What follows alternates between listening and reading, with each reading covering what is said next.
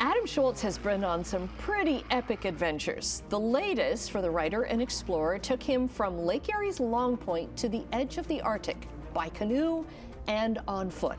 And why would he do that? He's here to explain.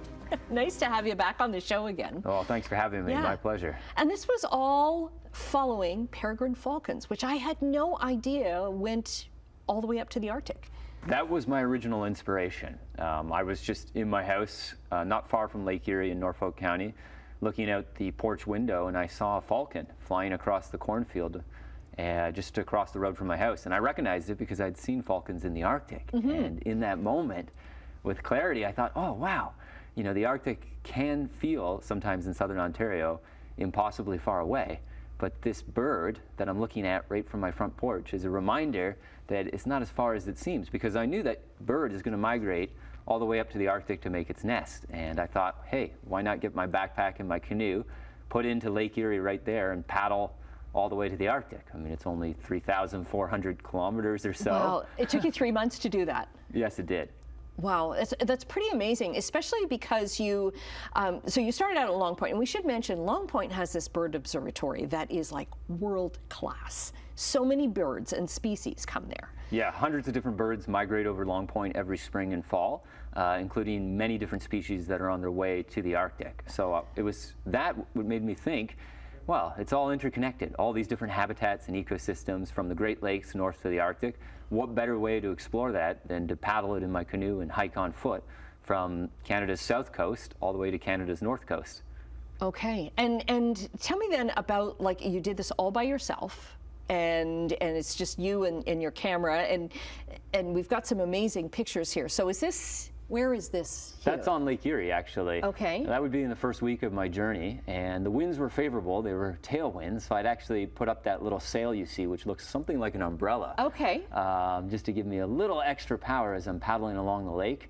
I was pretty tired though, so I just landed on the shore there to get a sip of water and eat a granola bar, because paddling solo, you can't really do that when there's strong wind. Yeah, portaging at, I recognize that walkway there, Niagara Falls, yeah, right? That's right by the Horseshoe Falls. So after I got all the way across Lake Erie, I went down the Niagara River under the Peace Bridge, all the way to, as close to the brink as I dared. I was edging along the shoreline, and then there's the hydro intake just past Chippewa, so I didn't want to go into that. Didn't seem like a good idea. So I got out, and I carried with me a set of wheels. They worked marvelously well. I just strapped the canoe onto the wheels, and I could wheel it whenever I had to portage around any obstacles. And eventually I got to Lake Ontario, paddled right under the Burlington Skyway, along the North Shore, through the Toronto Islands, which you can see there. And I kept going until I got to the St. Lawrence, all the way down to the saltwater, and then north there to Labrador, and finally up to the Arctic coast. Right, and I mean, you've been across the Arctic before. Your books and your films, and it's just amazing the work that you've done. Was there anything on this trip that you encountered that you're like, oh, I've never run into this before? Oh, absolutely. This journey had a whole new set of challenges for me, especially in the southern part of my route. I was traveling through some of the most densely populated parts of Canada, like Toronto and Montreal. Just finding a place to set up my tent and camp could be a challenge. And be left alone. I know. One night I was running out of options. It was getting dark, and I hadn't made it all the way around Montreal.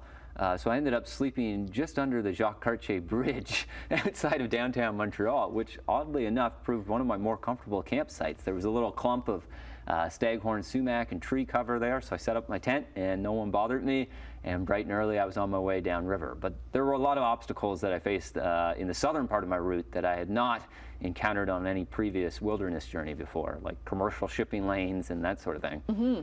Is this going to be the basis of another book for you? I hope so. I mean, I'm still unpacking. I just finished the journey the other week, but once I unpack, I'll probably sit down and put pen to paper and hopefully write a book in time for next year.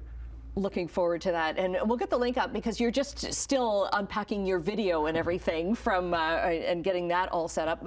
But thanks for sharing some of your photos with us, because it's a pretty amazing space that we have.